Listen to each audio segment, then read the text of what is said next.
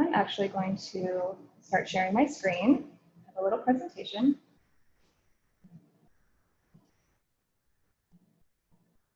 If others can let in the guests.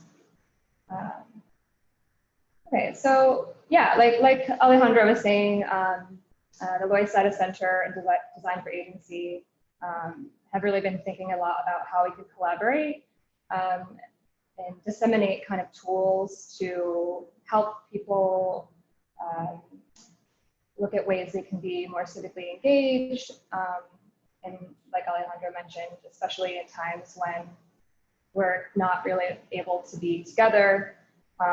So we wanted to explore today a way to do something over Zoom. So this is actually a little bit of an experiment on our part, so bear with us. So I'll just introduce myself. My name's Taylor. I founded Design for Agency. It's a very small, budding, local, Brooklyn-based design agency that centers around hosting workshops for people to be more engaged in their communities. Thank you all for being here again. And if anyone needs more information on what Loisaida is doing, definitely reach out to me after our conversation. I'll leave on the chat my info. Thank you. Thank you all for talking about this really important issue. Loisaida has been a critical partner in our community and someone who I've worked with for years, and really applaud the work that it's been doing for our community, advancing politics, arts, and culture together. And this is, in this time of COVID, it's a really important conversation to be having. And I just really critical that we all be thinking together how we can serve each other in our community. And this is just one more way to do it. And I look forward to hearing you all talk about how we can all talk about social distancing and talk about art, talk about our community together. Know that we're all here to share, we're all here to grow together. Thank you so much for joining us, Harvey. So to speak a little bit about design in general. So when most of you are familiar with design in some way, usually things like visual design, industrial design, user experience design comes to mind. But we don't often think about how design can be applied to being active in our communities. Usually we think of civic engagement in terms of, voting, sitting on your community board, or attending the meetings, or in a more passive way, donating to your local nonprofit. So the type of design we're going to be using today is a type of strategy, basically. So how might we strategize to collaborate with each other, learn from each other, and come up with new solutions that suit the specific needs of our communities. Anyway, so COVID, both the COVID-19 situation and the way the country is grappling with racial justice in this country are perfect examples of something that we love to call wicked problems in the design field. And so this type of design is like I said, designed to kind of work through those issues. So as we know, these problems are only going to multiply if we don't learn how to address them and learn how to work with each other to address them. So that's why we're here today. But I want to bring it back down a little bit because yes, we have to keep these big ideas in mind. I want to just mention a little bit about what we're going to do today in the scope. So we're not going to solve the world's problems in this webinar. This webinar is really just intended to look at how we might begin thinking about what it takes to begin small projects in our neighborhood. So it's a kind of creative process to get a lot of ideas out and mix them up with other people's ideas and explore possibilities within those ideas. So I'm just going to look really quickly at the agenda. So we're going to look at the design process very quickly and some tools. And then we're going to look at the prompt question, which we are going to discuss in your breakout groups. It's going to kind of start the conversation in your breakout groups. Okay, so we're going to look at the design process. And we're not gonna be looking at this too formally today, but I wanted to give you an overview of what this reflective design process is. So as I mentioned, this is a typical process that's applied to these complex liquid problems. It's not linear. So you, the first step is kind of empathizing. You're understanding what the problem is. You're getting information from people who are going through, who are experiencing the problem in order for you to define the problem. So this is constantly expanding. It's constantly decreasing. You're building it out and building it in.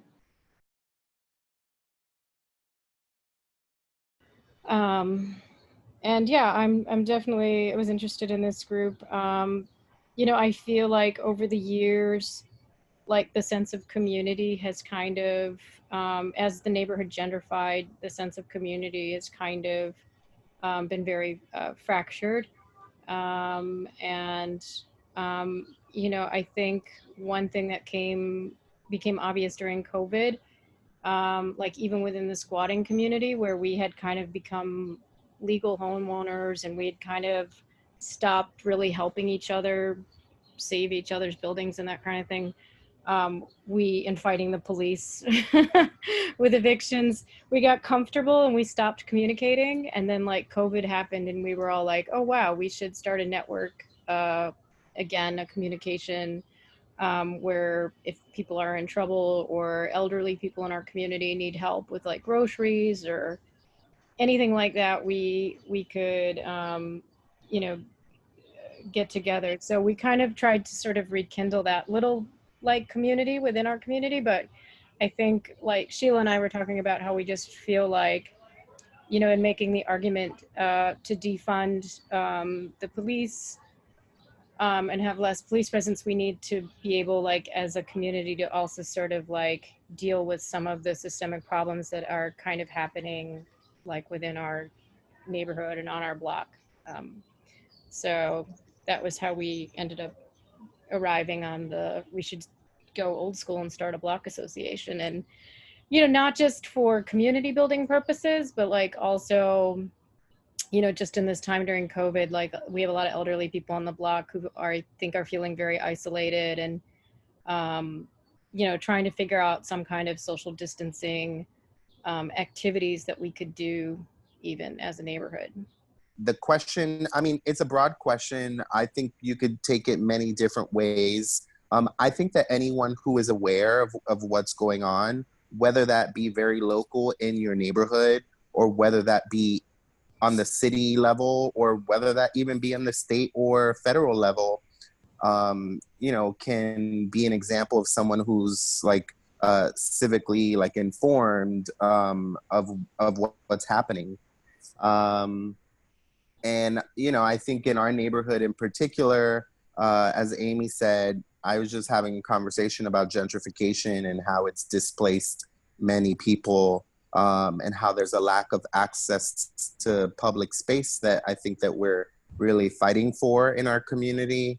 You know, I think that the other important piece that even though this is specifically on police accountability, we have to look at the intersectionality of other issues, right? Whether it has to do with race or class or gender or sexual orientation, age, so on, immigration status. So those are some of the things that come to mind. Yeah, I mean, I agree with John and Amy and what Amy, you know, stated as well. I think it is definitely a broad question. And I've been having this dialogue with our young people because we've been talking, you know, their families. Our young people are really active and wanting to be active in dialogue and in the conversation, but they're young, right? And so you can't go outside by yourself or go to a protest and feel a part, you know? And so we've been having conversations on how to stay engaged and be informed at home and, you know, using your fingers, not on TikTok, but going to Google and researching, you know, these laws and things and getting an understanding of that. Also writing letters or making calls, you know, and I said, how powerful would it be as young people, even for adults, to receive calls from a 10-year-old, right? To say how they feel about these situations that are happening. and what's going on. But I think it's important. It's a larger conversation, especially for our community, for our, and members of our community to understand that they're a part of something larger than themselves. And at times we can be siloed in our own individual life at what we're dealing with, and understanding that what we do protects someone else. And I think it's the conversation we're having within the pandemic, but also it's interesting as we fight these systems and what John was stating. I think it's important for us to have these dialogues within our own communities, and understanding those intersectionalities. I think that specifically for my son, it's just so important for me to keep him engaged in what's happening right now. And I think that a lot of what he learned this year specifically in school had to do a lot with sugar and slavery and the connection between the two. So it was really important for him to kind of look at the movement that's happening right now. And we went to a lot of protests. He is really very, very cautious about being around people. And he wanted to be on a bike, which I thought was really smart. So we did that a lot. And I think we just kind of we have conversations a lot about what's happening. If it's on social media or an article, just trying to stay engaged, even if we're not necessarily at a protest every single day. Or why do we need police accountability? I mean, because we know, police abuse their power, right? If anyone looks at the historical context of the NYPD or just law enforcement in general, especially here in New York, just the institution of law enforcement was created to keep slaves in check, was created to keep people who were in poverty in check, so it's a big discussion on race and class, and looking at identities who are targeted by policing. And we know, there are so many different examples, unfortunately, of police abusing their power, whether it's Eric Garner or Marley Graham or Amadou Diallo, or the list goes on, right? I think another thing too that's really important that has changed with policing is how the police department deals with mental illness. I don't know what, I've thought about this a lot, but how they treat people with mental health issues, is just outrageous. And I don't know if, maybe there's I've thought about this, there should be a filtering of calls. And if it's a mental health related call, a social worker within the NYPD goes, not an armed officer or something like that. I don't know, but I feel that is that process needs to, or those responses have to change somehow. I feel even when it's a social worker, though, if you're in an environment where there's a certain culture, you start to adapt and take on some of those characteristics. And I think that is what from my opinion, what I think is part of the problem. Because I don't think every officer goes in thinking well, we're just gonna kill people, I think it's a learned behavior because of the existing culture. And I do not think officers should be called for mental health at all. No. Really. I think it needs to be a social worker that is not associated with the precinct. It's interesting because dealing with youth, to realize how they are so aware of what's happening, and what they're reading and what they're seeing, that also accountability, when you have a government that has people in power that have no knowledge of that system, right? You have a Secretary of Housing who's never dealt with that, is a surgeon. You have a Secretary of Education who has no idea I don't even know if she knows how to spell public school, right? And in context, you have police officers I have a hard time understanding that I could become a police officer and I went to school for dance. Like, I could get some anger at some point in my community and wake up tomorrow and say, you know what, I'm going to sign up to come to be a police officer and go through this whole process, this whole training, and get in 6 months, whatever it is, and get it, right? With no understanding and knowledge of, like, there's not a doctor who is there to help and serve people and protect people. No doctor just wakes up tomorrow and says, I'm in a 6-month training and become a doctor, right? And in context, they're carrying a needle, they're carrying a knife, right? And you literally go into that table asleep, you know, and trust that they're going to take care of you, right? And these officers are put into our community with a gun, and we are supposed to trust that they are going to take care of us. For civic engagement, I would say with social distancing and what's going on with like social, like supermarkets and stores with wearing masks, and that people are actually, like my grocery store around the corner gives out masks for people. So if you don't have a mask to come into the store, that they're kind of answering a social issue. So there's kind of a mutual point of view on that point. To me, being civically engaged means to operate with some awareness and understanding, basic or otherwise, of what's going on socially and politically in my neighborhood. That has meant during the pandemic, knowing that, you know, the churches used to be food hubs, but since they're closed, their parishioners need to look elsewhere for some of those services. And it's just, I mean, it's keeping up on local politics, like what's going on at the state level that affects, you know, let's say small businesses or rent, housing, so on and so forth, at the local level.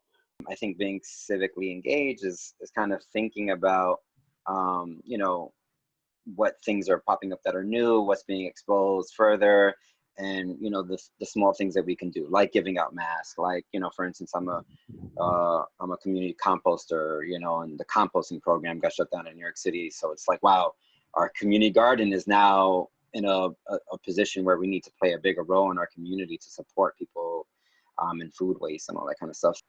Access to internet access. Oh, you know, that's a really big one with the education. Yeah.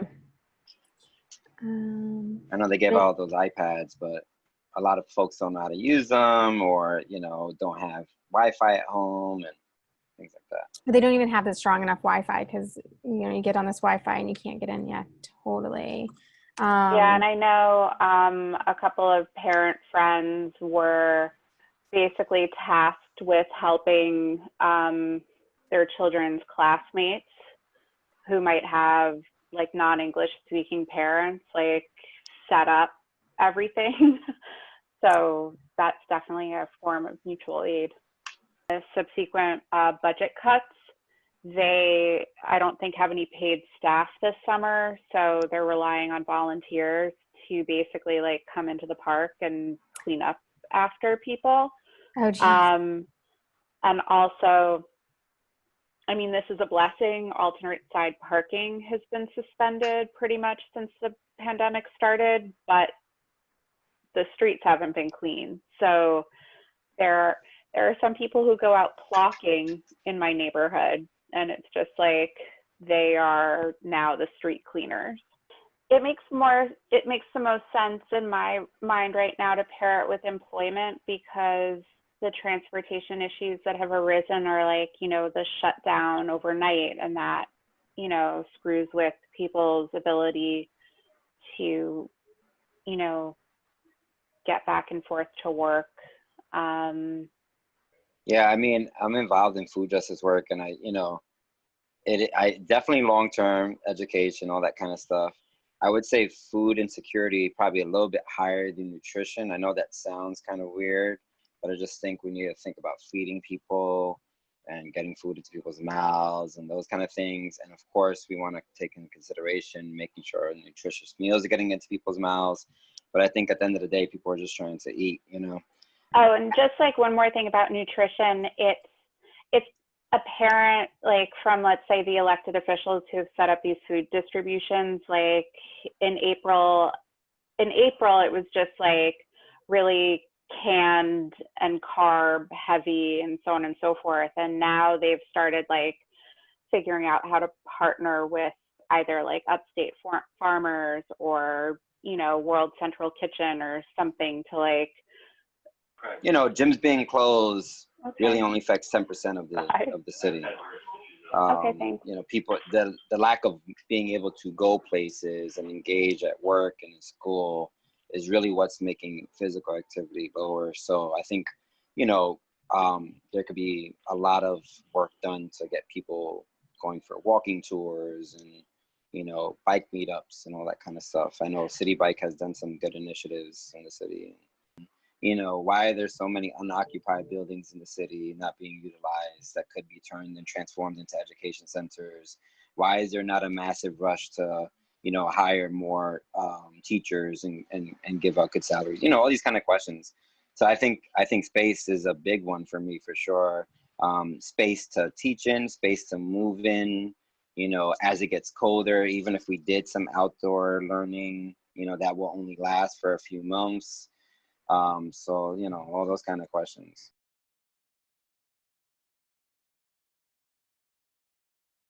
Self-sufficiency, I think, is important. Community, I think, is important. I lived in an apartment for 2 years and I had no idea who my neighbors were. And I regret not getting to know them better. So I think civically engaged is just your literal geographic community. I think being civically engaged is knowing that your outcome is tied to someone else's outcome. So whatever happens in your community, you're all equally invested in how it's all going to play out. Doing the work that you're somehow called to do in that is for the community, to continue doing that and being open to connections. For me, it would mean collaborating with other people in the community and moving forward together, coming up with a plan, taking steps to achieve the vision for social justice and other aims that the community wants, agrees on together to concretize that plan. I think for me, community is like an ecosystem for everyone, and both physically and emotionally. What we speak, what we say, and what we do in this community all matters to the whole sharing future. Being able to take care of your neighbors, I don't know how to say that in just like 1 or 2 words, but you can't expect the government and corporate America to take care of all of our needs. And there are a lot of gaps that we need to step up and fill. I don't know how to succinctly say that. We've really experienced that with the community garden during this time, that when you have something to care about together, yes, that creates like really strong bonds that are hard to describe. World Localization Day. I don't know if you and there's a film called like a documentary called The Economy of Happiness. Oh. And the focus is on local and small scale and how that brings happiness and connectivity. Thinking about something like mental health is a lot harder to address because so many people are in denial about it and there's so many stigmas against it, which makes it, you know, I guess, yeah, more possible in the long term. Like there's not really something I can do today to, you know, make my ADHD go away, but things that the community garden makes me think about is like, for example, composting, turning our scraps and diverting them from the landfill into usable material that the community can use. I think, you know, taking that a step further is like, can the community locally recycle its own things and set up an open source workshop. For example, there are certain types of plastics that are very easy to melt down. Like it could be a local community operation, or same thing with aluminum. These things can be melted down and sold for the profit and benefit of the community immediately. Just like closed loop systems is a lot of the kind of thing that I think about. Thinking about ways to bring CO2 levels, especially when we live in a city where we produce so much of it. There's so many ways that we can capture CO2 through soil, through just greenery in general. Like moss captures so much of it. Taking care of our urban forests, little things like that. I feel like there's a really big movement in urban farming and urban forestry. And I think the ability to tap into that is beneficial for a community and also helps with mental health as well. And I think also in terms, this is more community health. What I'm going to say is, because I'm obviously invested in community gardens as well, but sometimes there's like the issue of participation in the gardens, and that many of the people, it depends, but sometimes, people just don't have time to participate because they're surviving, so it isn't always equal access in some ways. So also finding ways to have that loop system in material goods as well, doing the barter, the barter clubs or whatever they are, the sort of buy nothing kinds of exchanges, and building that part of the loop up too.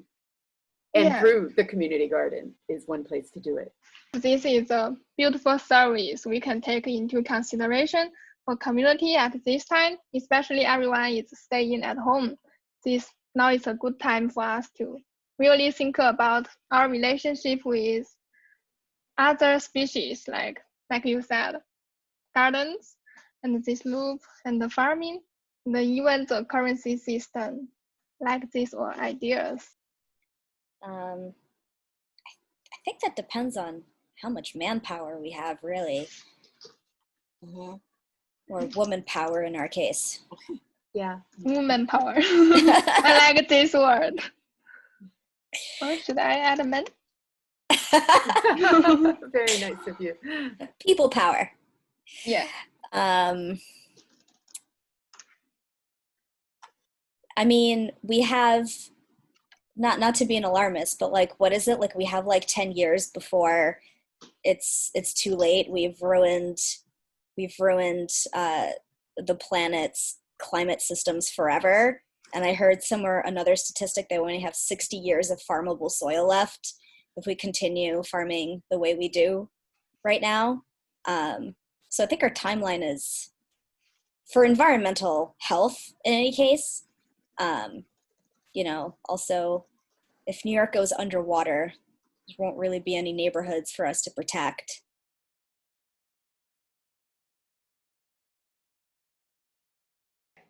All right, so each group should have a point person to share out. Try as best as possible to keep it brief.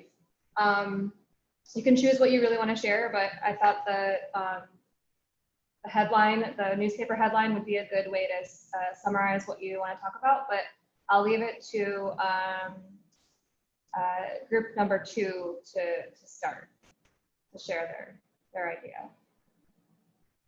Okay, so I'm going to share my screen, and then Rachel is going to share.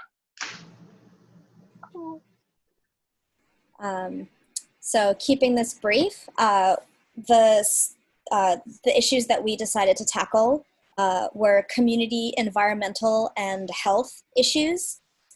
So we discussed closed loop systems and agency, and not relying on either government or corporate help, and to become self-sufficient. So we talked about creating a closed loop economy, and what we specifically focused on was food independence. Two of our members are already in a community garden, so that's sort of what we kind of focused everything around. But we also talked about time banking and an alternative currency to sort of help out people who are in perpetual survival mode, because we do realize that, being able to volunteer is still a privilege. And so taking that a step further and making it a way and combining that with a person's survival to really uplift them within their community. Mutual aid.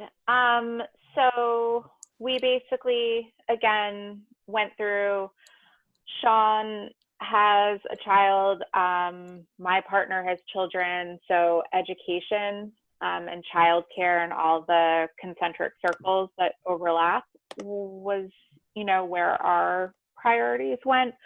New York City education becomes accessible to all through cooperation using schools and libraries to bridge a community.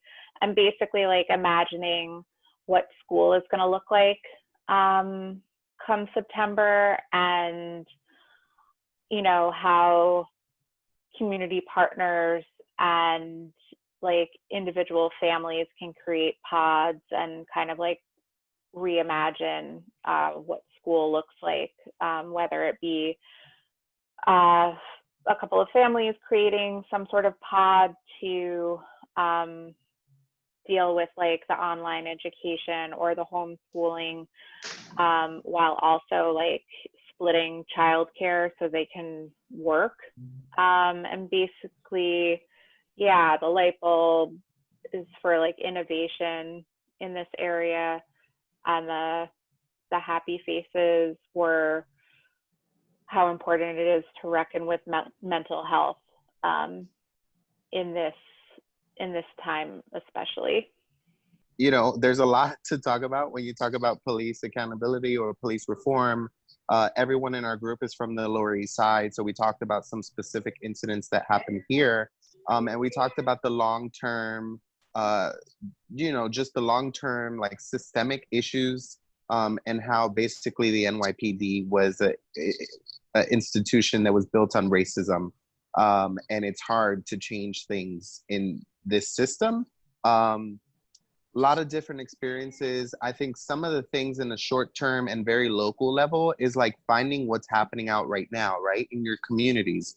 There's a lot of momentum right now. And I think that there are folks who may be on the opposing view of when we talk about criminal justice and police reform that want this momentum to stop. And we can't let up. We got to keep going. We got to keep organizing. And just talking about our resources and the other institutions that policing impacts, like the Department of Education, for example, and how the education department is used as a feeding ground to put people into incarceration. So we could go on and on, but I'll stop it there.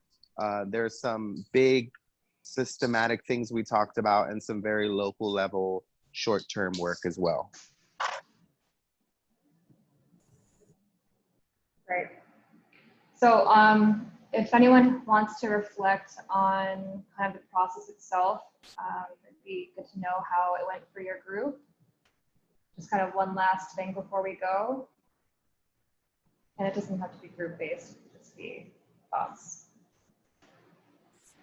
Sean? Yeah, we kind of just talked about how helpful the process was, because sometimes when we're going through crisis and there's so many things to get done, we can, as organizers, get caught up and do too many things and not have focus, or not do one thing well. So I think we really appreciated the process of going through stuff and kind of fine tuning where we wanted to put our focus at the moment. And I think for us as individuals or groups that we're part of or organizations that we're part of, we should probably do this kind of practice with ourselves internally so that we can figure out the best way forward as communities, and taking what we did in this exercise here tonight and bringing it back to our organizations and our groups. Awesome. Thank you, Sean. I really appreciated like the structure of it. It made me visualize things in different ways and understand how to prioritize them a little bit better. I also found it empowering. Like it's a good way to kind of like shift your mindset into like, oh wait, these are actionable steps that we can actually take to make a difference. So I thought that was really cool.